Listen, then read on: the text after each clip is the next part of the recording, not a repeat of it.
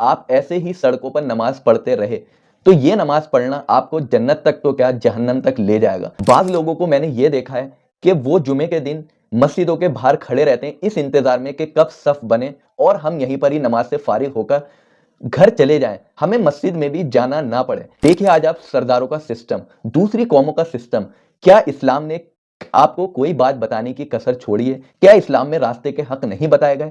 کیا اسلام میں شرعی قوانین نہیں بتائے گئے؟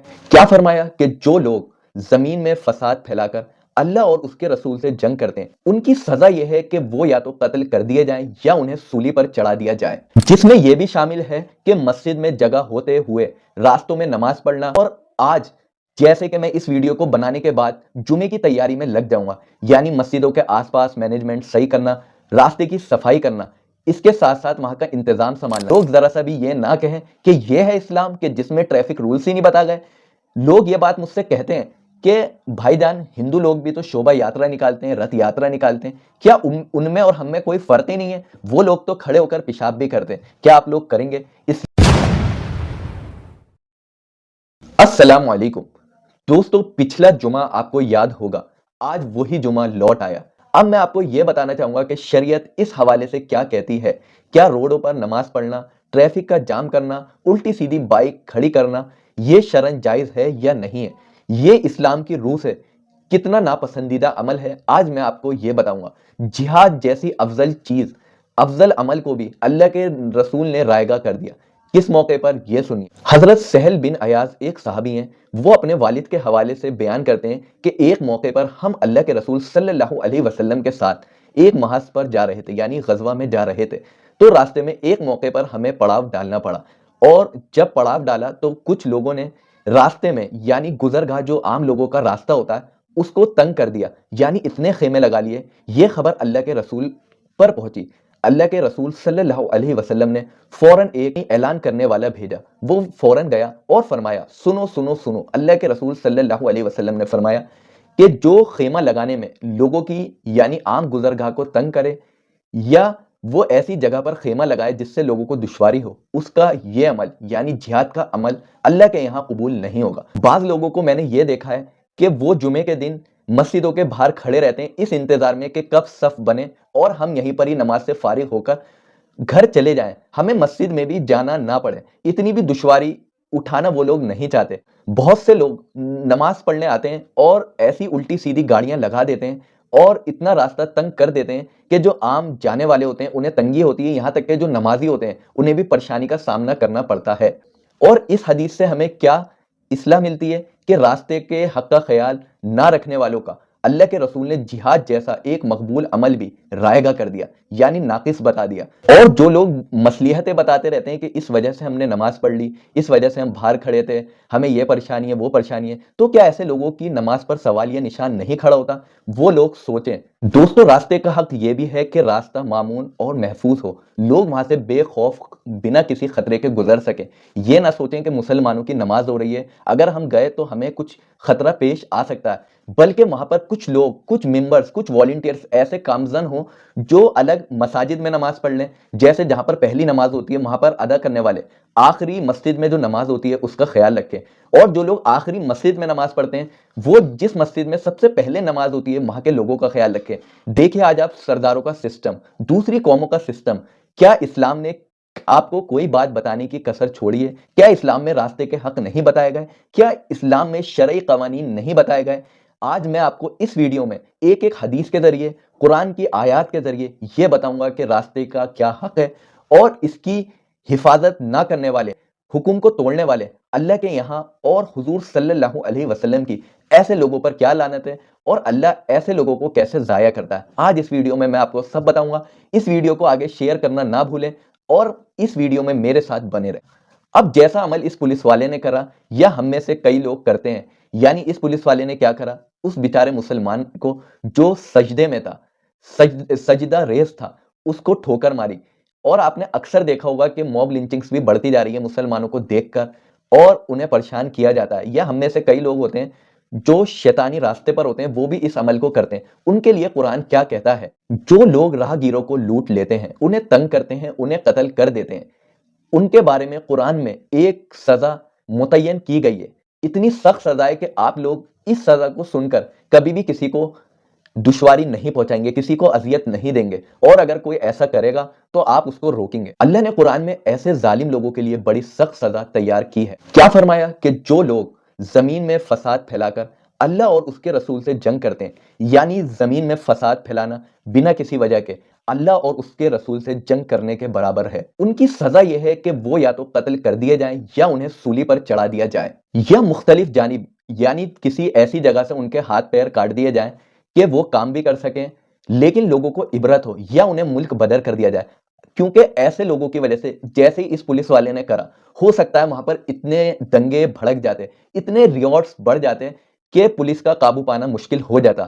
لوگ اس عمل سے اتنے خفا تھے، اتنے غمگین تھے کہ کچھ بھی ہو سکتا تھا، لیکن پھر بھی کنٹرول ہو گیا۔ تو ایسا آدمی چاہے کسی بھی مذہب سے تعلق رکھتا ہو، اس کی سزا قرآن نے یہ بتائی ہے کہ ایسے انسان کو اس سرزمین پر جینے کا کوئی حق نہیں ہے۔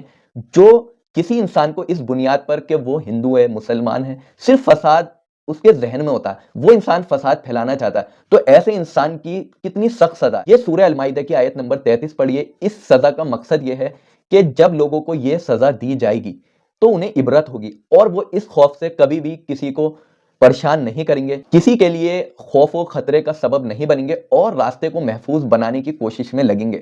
اس لیے ایسا کوئی بھی عمل جس کی وجہ سے راہگیروں کو تکلیف پیش آئے، انہیں پریشانی کا سامنا کرنا پڑے، وہ عمل جرم تسلیم کیا جائے گا۔ شرعاً اور قرآن اور حدیث کی روشنی میں ایسا انسان مجرم ہے جو لوگوں کے لیے راستہ تنگ کرتا ہے، انہیں اذیت دیتا ہے اور انہیں لوٹتا ہے۔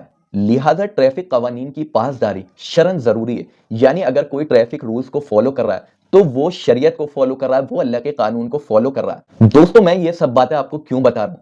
کیونکہ مجھے پتا ہے کہ اگر آپ نے راستے کے حق کو نہیں سمجھا کہ شریعت نے راستے کے کیا حق بتائیں، اور آپ ایسے ہی سڑکوں پر نماز پڑھتے رہے، تو یہ نماز پڑھنا آپ کو جنت تک تو کیا جہنم تک لے جائے گا۔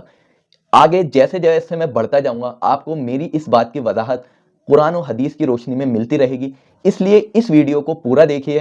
اور آج جیسے کہ میں اس ویڈیو کو بنانے کے بعد جمعے کی تیاری میں لگ جاؤں گا، یعنی مسجدوں کے آس پاس مینجمنٹ صحیح کرنا، راستے کی صفائی کرنا، اس کے ساتھ ساتھ وہاں کا انتظام سنبھالنا۔ میں امید کرتا ہوں میری اس بات کو، جو کہ صرف میری بات نہیں ہے بلکہ اللہ کے رسول صلی اللہ علیہ وسلم کی بات ہے، آپ نے راستے کے حق بتائیں، اور جو لوگ ان رولز کو فالو نہیں کرتے ان پر لعنت فرمائی۔ اس لیے میں نے ایک ایک حدیث بہت کوششوں کے ساتھ جمع کری ہے تاکہ میں ایک ہی ویڈیو میں آپ کو راستے کے حقوق بتا سکوں۔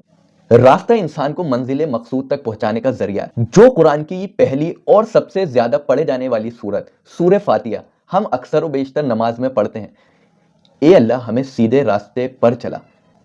تو سیدھے راستے پر چلنا ہر انسان کی آرزو ہوتی ہے، یعنی سیدھے راستہ ہر انسان کی آرزو بنا دیا گیا۔ جب سیدھے راستے پر ہم لوگ چلیں گے، جسے راہ حق کہا جاتا ہے، راہ خدا کہا جاتا ہے، تو وہ راستہ ہمیں خدا تک یعنی اللہ تک پہنچا دے گا۔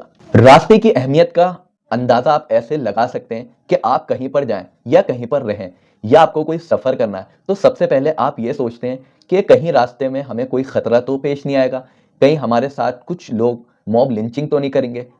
ہر انسان کو یہ فکر ہوتی ہے، چاہے وہ ہندو ہو یا مسلمان، یہ فکریں اس کے لیے دامنگیر ہوتی ہیں۔ کوئی بھی انسان اپنے گھر جائے یا محل میں جائے، کھیت میں جائے یا کھلیان میں جائے، اگر راستہ نہ ہو تو وہ کیسے پیش قدمی کرے گا، وہ کیسے پہنچے گا اپنی منزل تک۔ راستے کی اہمیت جو ہم نہیں جانتے، جو کہ غیر معمولی ہے، لیکن ان راستوں نے اتنی ترقی کر لی کہ یہ ابھی صرف بحر و بر میں تھے، یعنی یہ راستے صرف ابھی زمین پر بنے ہوئے تھے، اب یہ راستے آسمان اور فضا میں بھی بن گئے، جس میں ہزاروں ہوائی جہاز دن دناتے پھرتے ہیں۔ اور ان راستوں نے اتنی ترقی کر لی کہ پہلے کچی سڑکیں ہوا کرتی تھی، گلی کوچے ہوا کرتے تھے، لیکن آج ان راستوں نے اتنی ترقی کر لی کہ آج ہائی ویز، یمنا ایکسپریس وے، فلا ایکسپریس وے، موجودہ دور میں جس دور میں ہم اس وقت ہیں، اس میں آپ دیکھیں گے کہ ٹریفک کے کتنے قانون آ گئے، کتنے ٹریفک رولز ہیں، روڈ پر چلنے کا رول، گاڑی چلانے کا رول، اور آپ کو لائسنس بھی جب ہی ملتا ہے جب آپ ان رولز کو پڑھ چکے ہوتے ہو۔ لیکن اگر آپ ان میں سے کسی بھی رولز کو توڑتے ہو یا اس کے خلاف اپنا عمل کرتے ہو، ان رولز کی خلاف ورزی کرتے ہو، تو اس کا اثر کیا ہوتا ہے کہ آپ کا ایکسیڈنٹ ہوتا ہے۔ چھوٹی سی لاپرواہی سے آپ اپنی خوشحال زندگی کا نظام ترم بھرم کر لیتے ہو۔ کتنے لوگ ایسے ہیں جنہوں نے رانگ وے گاڑی چلائی اور آج وہ اس دنیا میں نہیں ہیں۔ کیونکہ ہم یہ نہ بھولیں کہ ٹریفک رولز ہی شرعی قوانین ہیں۔ یہ رولز تو اب وجود میں آئے، اللہ کے رسول صلی اللہ علیہ وسلم نے 1400 سال پہلے ٹریفک رولز بتا دیے، سڑک پر چلنے کے آداب بتا دیے، سڑک کے حق بتا دیے۔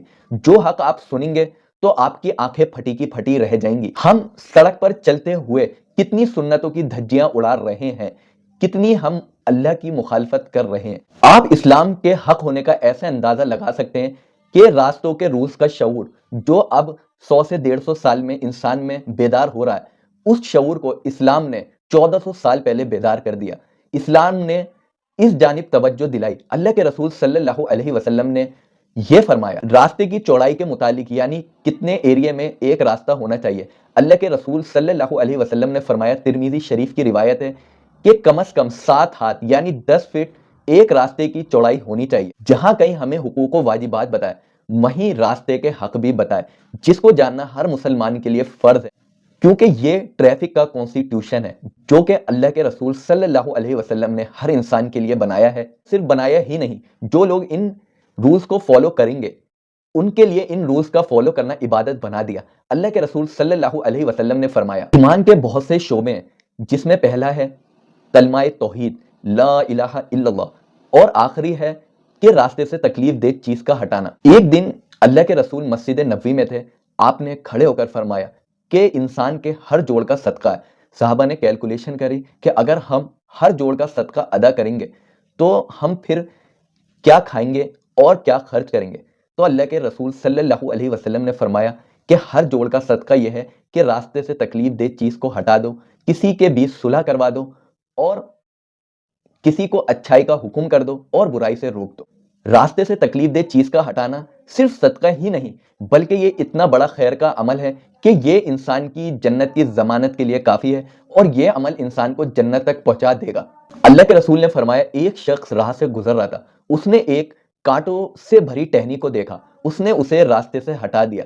اللہ کو اس کا یہ خیر خواہی کا عمل کہ اس نے لوگوں کی پرواہ کرتے ہوئے، ان کی خیر خواہی کرتے ہوئے اس درخت کو کنارے کر دیا، اللہ نے اس عمل کی بدولت اس کی مغفرت فرما دی۔ اور ایک تو ایسا شخص جنت میں چلا گیا جس نے اپنی پوری زندگی میں سوائے اس عمل کے، یہ بھی بخاری شریف کی حدیث ہے، سوائے اس عمل کے کہ وہ راستے میں جا رہا تھا، اس نے دیکھا کہ ایک درخت راستے میں ہے جو کانٹوں سے بھرا ہوا ہے، اس نے اس کو ہٹا کر سائیڈ میں کر دیا، تو اللہ کو اس کا یہ عمل اتنا پسند آیا کہ جنت اس پر واجب ہو گئی۔ آپ نے سنا ایک ایسا شخص جس کا اکاؤنٹ نیکی کی کرنسی سے خالی تھا، اس نے صرف یہ عمل کرا اپنی پوری زندگی میں، لیکن اللہ کو اس کا یہ خیر خواہی کا عمل کتنا پسند آیا کہ اللہ نے اسے جنت میں بھیج دیا۔